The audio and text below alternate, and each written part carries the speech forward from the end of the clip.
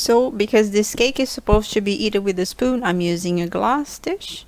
And the secret for this cake apparently is boil the water in the oil before you start making the cake.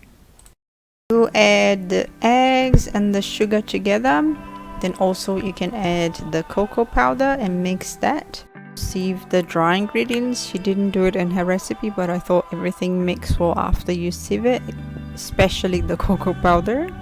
And this recipe was a bit of a funny one. It didn't really look like the one of the recipe that I actually got this from.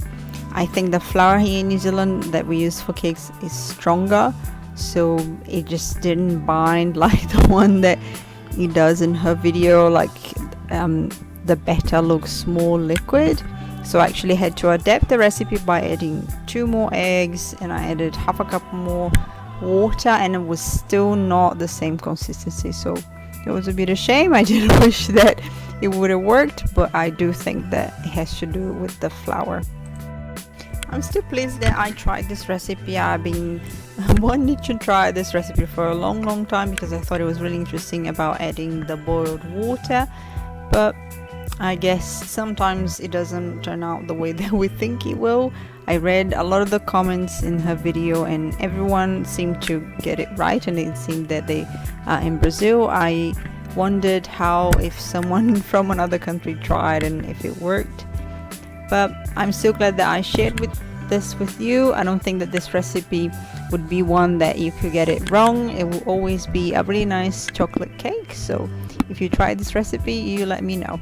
For the topping, you will need 30 grams of butter with 1 can of condensed milk.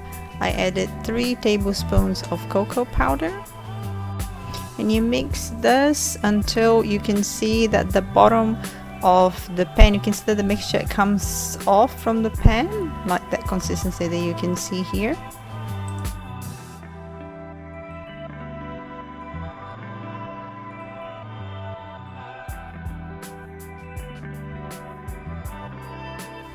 Something else that was different that she did is that she turned down the temperature halfway of the cooking.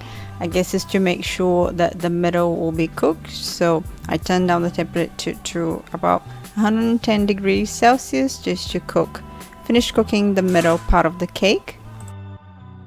I think it is a good idea to already pre-cut the cake before you pour the topping, especially this topping, because it makes it very hard to cut afterwards.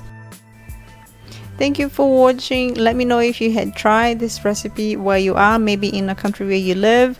You find that the flour will actually work with the amount of water. Now I will see you next time. Bye.